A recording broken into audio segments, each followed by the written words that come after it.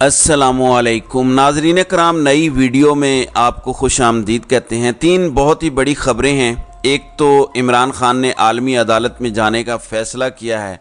दूसरा, पाकिस्तान में दोबारा जुल्म की नई दास्तानें रकम की जा रही हैं, जबकि आर्मी चीफ और डीजी आईएसआई की सदर मुमलिकत से मुलाकात हुई है। इन सारी ख़बरों को कनेक्ट करके मैं आपको बताता हूं, डॉट्स कनेक्ट करके बताता हूं कि हालात किस तरफ जाते नज़र आ रहे हैं। आपको एक ऐसी वीडियो दिखाना चाहता हूं और मैं इस वीडियो को अपने रिकॉर्ड का हिस्सा भी बनाना चाहता हूं कि किस तरह जुल्म और जबर की इंतहा कर दी गई है कि चंगेज़ खान क्या फ़िरौन भी एक बार ज़रूर कहेगा कि इतना जुल्म हमने भी नहीं किया जो ये कर रहे हैं। ये देखना आपने ज़रूर है, ये दर्द महसूस करना आपके लिए ज़रूरी है। इस पर भी बात जो है वो करेंगे, लेकिन मैं उस वीडियो को भी आपको दिखाऊंगा अगर आपने सोशल मीडिया पे अभी तक वो वीडियो नहीं देखी। दूसरी जानिब कल आर्मी चीफ और डीजी आईएसआई की सदर मुमलिकत से ऐवान सदर में मुलाकात हुई। उसका सबसे पहले दावा कामरान यूसुफ ने किया। कामरान यूसुफ रजीम चेंज जो हुआ था उसके और पीडीएम हुकूमत के काफ़ी करीबी समझे जाते हैं। ये उन हलकों के भी करीबी समझे जाते हैं जो मुल्क को कंट्रोल करते हैं। दीगर कुछ ज़राए भी कह रहे हैं, तो अभी तक तो यही पता चल रहा है कि ये मुलाकात हुई है। कल मैंने आपको बताया था कि सदर मुमलिकत इलेक्शन की तारीख देंगे। आपको सिर्फ थोड़ा सा पीछे लेकर जाना चाहता हूँ। चीफ जस्टिस उमरता बंदयाल इलेक्शन की तारीख दे चुके थे और उसके बाद वो तैयार थे कि इलेक्शन होगा, जो भी इलेक्शन के रास्ते में रुकावट डालेगा उसके खिलाफ कार्रवाई होगी। अचानक 3 घंटे की एक अहम मुलाकात होती है उनके चैम्बर में और उसके बाद वो सत्तू पी के सो जाते हैं। इसी तरह अब सदर मुमलिकत से एक लंबी मुलाकात हुई है, 1 घंटे की या 2 घंटे की, मुतज़ाद इत्तलाआत हैं, लेकिन एक मुलाकात हुई है और उसके बाद से सदर ने आज या कल तारीख देनी है इलेक्शन की। अब अगर वो तारीख देते हैं तो समझ आ जाएगी कि वो मुलाकात उस सिलसिले में नहीं थी, लेकिन अगले पूरे हफ्ते में अगर वो तारीख नहीं देते तो आप समझ जाइएगा कि इस मुलाकात में उनको पैगाम दे दिया गया है कि किसी सूरत आपने इलेक्शन की तारीख नहीं देनी। नाज़रीन इकराम, मैं दूसरी तरफ आपको बता दूं कि हालात किस तरफ जा रहे हैं। इनिशियल प्लान बना हुआ था कि केयर टेकर हुकूमत आएगी, उसको 2 साल कम अज़ कम चलाना है और अगली एक्सटेंशन से पहले पहले एक बैसाखियों पे खड़ी हुकूमत बनवा के उससे एक्सटेंशन हासिल करनी है। लेकिन अभी मईशत इतनी ख़राब हो गई है, इतनी तबाह हो गई है कि शायद 2 साल इस सिस्टम को चलाना इस तरह से इस मौजूदा सूरत हाल में मुमकिन नहीं रहा। कुछ लोगों के हाथ पांव फूल चुके हैं, कांपे टांग रही हैं, तो फिर plan B, plan C activate किए गए हैं। पाकिस्तान तहरीक इंसाफ पर एक नया क्रैकडाउन का सिलसिला शुरू किया गया है। ओन अब्बास बीपी से वीडियो बनवा के उनसे पार्टी छुड़वाई गई, जबकि सदाकत अली अब्बासी जिन्होंने शाहिद खाकान अब्बासी को धूल चटाई थी उनको भी अगवा किया गया है। ऐन मुमकिन है कुछ दिन बाद उनकी जानिब से भी एक वीडियो आई जिसमें वो 9 मई के वाक़यात की मजम्मत करते हुए तहरीक इंसाफ छोड़ने का ऐलान करें। अब ये नज़रियाती वर्कर की बात हो रही है, तो आप समझ सकते हैं कि इस वीडियो में कितनी सदाकत है। 3-4 महीने बाद एक वाक़े की लोगों से मजम्मत करवाई जा रही है। जिसने मजम्मत करनी थी वो तो पहले दिन कर देगा, दूसरे दिन कर देगा, लेकिन अब इतने अरसे बाद ये ड्रामे करके अपना मजाक उड़वाया जा रहा है। लेकिन ये चाह क्या रहे हैं, इसकी वजह समझ लें। अगर तो 2 साल नहीं रखा जा सकता इस सिस्टम को तो फिर इलेक्शन करवाने पड़ेंगे अगले 6 माह के अंदर अंदर। अगर इन्होंने इलेक्शन 6 महीने के अंदर करवाने हैं तो फिर तहरीक इंसाफ को बिल्कुल ही ग्राउंड लेवल पे मलियामेट करना है। अब इमरान खान तो नायल हो चुके हैं, जेल में पड़े हैं, लेकिन इसके बावजूद तहरीक इंसाफ जीत जाएगी, ये सबको पता है। अब ये कोशिश की जा रही है कि जो बची खची लीडरशिप रह गई है, जो नॉन चेहरे हैं, कम अज़ कम उन सब से तहरीक इंसाफ छुड़ाई जाए। सबकी लिस्ट बना ली गई है, फिर इंतखाबी निशान छीनने की कोशिश हो रही है।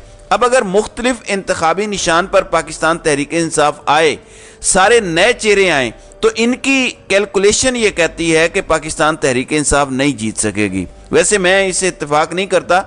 मेरी ये राय है कि इमरान खान खंबे को भी कहेंगे कि वोट डालो, उस पर भी वोट डाला जाएगा। इसमें आप ये कह सकते हैं कि इमरान खान को जानबूझ के बाहर नहीं आने दिया जाएगा, एक के बाद एक केस में उन्हें पकड़ कर रखा जाएगा, वो लोगों को गाइड नहीं कर सकेंगे। सो अब ये प्लान बी और सी एक्टिवेट कर दिए गए हैं और यहाँ से मुलाकात में क्या बातें हुई हैं उनको आप समझ सकते हैं। फिर नाज़रीन इकराम, کل پرویز الہی کو کس بےایمانہ طریقے سے اغوا کیا گیا، اس کے بعد کل جو اون عباس بی پی کی ویڈیو آتی ہے، لیکن آپ دیکھیں کہ کس طرح کے ظلم کیے جا رہے ہیں. خدیجہ شاہ ہوں، صنم جاوید ہوں، باقی خواتین ہوں، اب یہ ملک کے خلاف، ریاست کے خلاف جنگ کرنے کی دفعات لگا دی گئی ہیں. خواتین جنہوں نے صرف پرامن مظاہرہ کرنا تھا، جو کسی بھی سی سی ٹی وی فوٹیج میں توڑ پھوڑ کرتی کہیں نظر نہیں آ رہی، کسی جگہ ان کا کوئی ایسا بیان نہیں ہے توڑ پھوڑ والا، ان پر میوٹنی اور ریاست پر جنگ مسلط کرنے کی دفعات لگائی گئی ہیں. کیا کیا جا رہا ہے لوگوں کے ساتھ؟ عورتوں اور بچوں کو نشان عبرت جان بوجھ کے بنایا جا رہا ہے، کیونکہ جب عورتیں اور بچے ڈر جائیں گے تو مرد تو ویسے ہی گھر بیٹھ جائیں گے. جب آپ کو کسی کی عورتوں اور بچوں پر یہ اٹیک کرتے ہیں تو مرد تو ویسے ہی مجبور ہو جاتا ہے، پیچھے ہٹ جاتا ہے. ناظرین اکرام، میں چاہتا ہوں یہ آپ ایک ویڈیو دیکھیں، صبر سے دیکھیں، تحمل سے دیکھیں، درد محسوس کریں. یہ بچہ تحریک انصاف کے ایک رہنما کا بیٹا ہے، اس کو صرف تحریک انصاف کا ساتھ نہ دینے کی سزا دی جا رہی ہے، اس کی پوری فیملی کو سزا دی جا رہی ہے. اب بچے کی کیا حالت ہے یہ آپ خود دیکھ سکتے ہیں. I am not healthy because my dad say you are not healthy, and I like this one song.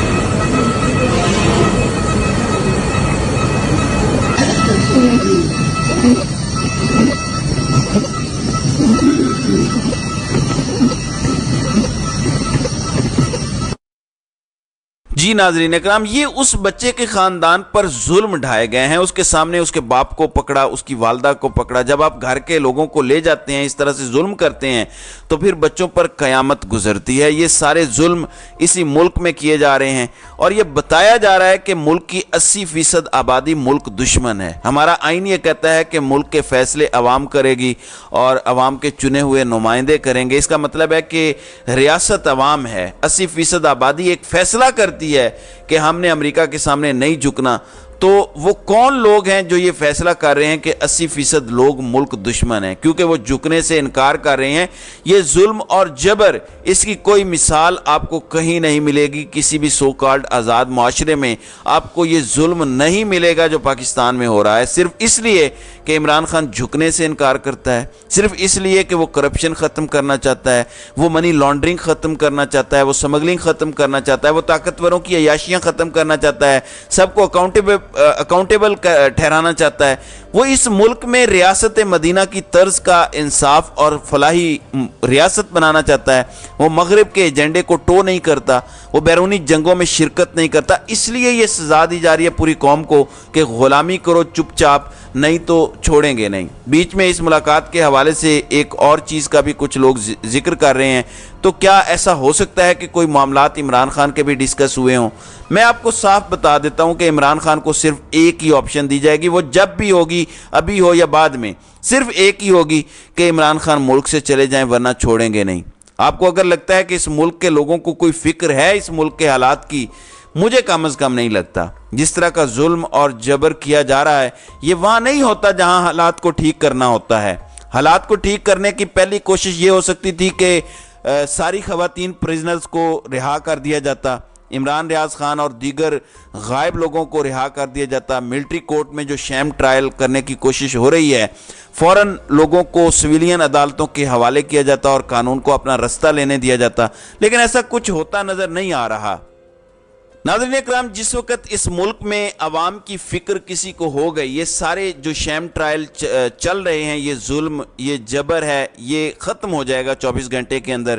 اگر یہ ختم نہیں ہوتا تو آپ سمجھ جائیں کہ اس ملک کی جو تباہی نکال دی گئی ہے، آگے مزید تباہ کرنے کا پلان ہے۔ یقین مانیں اس سال ہم نے اربوں ڈالر قرضہ واپس کرنا ہے، 22 ارب ڈالر ہیں جو ہم نے ابھی سے لے کر جون تک واپس کرنا ہے۔ 3 سالوں میں ہم نے تقریباً 70 سے 75 ارب ڈالر واپس کرنا ہے۔ اس دوران جب ہم نے اتنا قرضہ واپس کرنا ہے، آپ کرنٹ اکاؤنٹ ڈیفیسٹ پیدا کرنے کے متحمل نہیں ہو سکتے، یعنی اگلے 3 سال ہم گروتھ بھی نہیں کر سکتے۔ جب بھی پاکستان کی گروتھ ہوگی، کرنٹ اکاؤنٹ ڈیفیسٹ ہوگا، ہم وہ بھی نہیں کر سکتے۔ انڈسٹری پہلے بند ہے، اوورسیز پاکستانی ویسے ہی خوش نہیں ہے ہم سے، تو ویسے ہی آپ کا ڈالر کم آ رہا ہے باہر سے۔ ایسی صورتحال میں اگر حالات ٹھیک کرنے ہوتے تو جو کل ہوا ہے پرویز الہی کے ساتھ، اون عباس بپی کے ساتھ یا صداقت علی عباسی کے ساتھ، یہ نہ ہوتا۔ اس کا مطلب ہے کہ حالات ٹھیک کرنا مقصد نہیں بلکہ زیادہ خراب کرنا مقصد ہے۔ ناظرین اکرام، ڈاؤٹی اسٹریٹ انٹرنیشنل یہ ایک فرم ہے، اس کو ہائر کیا گیا ہے۔ اس کے بانی بیرسٹر جیفری رابرٹسن جو کنگز کونسل ہیں، وہ سابق جج بھی رہ چکے ہیں، ان کا بڑا تجربہ ہے کرمنل کیسز میں بھی، ہیومن رائٹس کے کیسز میں بھی، وار کرائمز کے کیسز میں بھی ان کو اب ہائر کر لیا گیا ہے۔ سو یہ اب عمران خان کو ریپریزنٹ کریں گے جہاں بھی عالمی عدالت میں مقدمہ چلے گا، تو ان کی خدمات حاصل کی گئی ہیں۔ انسانی حقوق کی خلاف ورزیاں ہو رہی ہیں، ان لافل طریقے سے ڈیٹینشنز ہو رہی ہیں، عمران خان کو غیر انسانی طریقے سے رکھا ہوا ہے، یہ سب اپنی جگہ۔ اب جب یورپ اور امریکہ کی پوری سپورٹ حاصل ہے اس رجیم کو، تو میرے خیال میں کسی عالمی عدالت سے بھی کوئی ریلیف نہیں ملے گا۔ لیکن اس سے ہوگا کیا؟ عالمی خبریں ضرور لگیں گی، اس سے پریشر ضرور بنے گا، کس پہ؟ یورپ اور امریکہ پہ، اور وہ اس رجیم کو سپورٹ کرنا چھوڑیں گے یا کم از کم تھوڑا سا پیچھے ہٹیں گے۔ اس کے بغیر یہ مسئلہ حل نہیں ہوگا۔ جب تک اس ظلم اور جبر کو یورپ اور امریکہ کی سپورٹ حاصل ہے، یہ پاکستان میں چلتا رہے گا۔ یا دعا کریں کہ یوکرین کی جنگ ختم ہو جائے، تب پاکستان میں ہو سکتا ہے کچھ امن و سکون ہو، یا پھر یورپ اور امریکہ پیچھے ہٹ جائیں کسی بھی وجہ سے، دباؤ سے۔ لیکن کیونکہ الیکشن ایئر سٹارٹ ہو رہا ہے امریکہ میں، شاید بائیڈن کو مجبوراً پیچھے ہٹنا پڑ جائے۔ ہو سکتا ہے ریپبلکنز ان کو ٹارگٹ کریں کہ یہ کیسی رجیم چینجز کروا رہا ہے، انسانی حقوق کی خلاف ورزیاں ہو رہی ہیں۔ ہو سکتا ہے کریں، ہو سکتا ہے نہ کریں، کیونکہ یوکرین بہت سینسٹیو ایشو ہے یورپ اور امریکہ میں۔ کیونکہ اگر ریپبلکنز یہ بات کرتے ہیں تو بائیڈن آگے سے کہے گا تم روس کو مدد دے رہے ہو، روس کو سپورٹ کر رہے ہو، کیونکہ پہلے ہی ٹرمپ پر الزام ہے کہ وہ پرو رشیا ہے، اور یہ امریکہ میں ایک بہت بڑا الزام ہے اگر کسی پہ لگائیں۔ اس لیے حالات ابھی بڑے دگردوں قسم کے ہیں۔ عوام کو بالآخر سٹینڈ لینا پڑے گا، عدالتوں سے کسی قسم کا ریلیف ایکسپیکٹ کرنا میرے خیال سے بہت بڑی بیوقوفی ہوگی۔ عوام ہی سٹینڈ لیں گے تو مسئلہ حل ہوگا۔ تو ناظرین کرام، آپ کی اس ویڈیو کے حوالے سے کیا رائے ہے؟ آپ اپنی رائے کا اظہار کامنٹ سیکشن میں ضرور کیجیے گا۔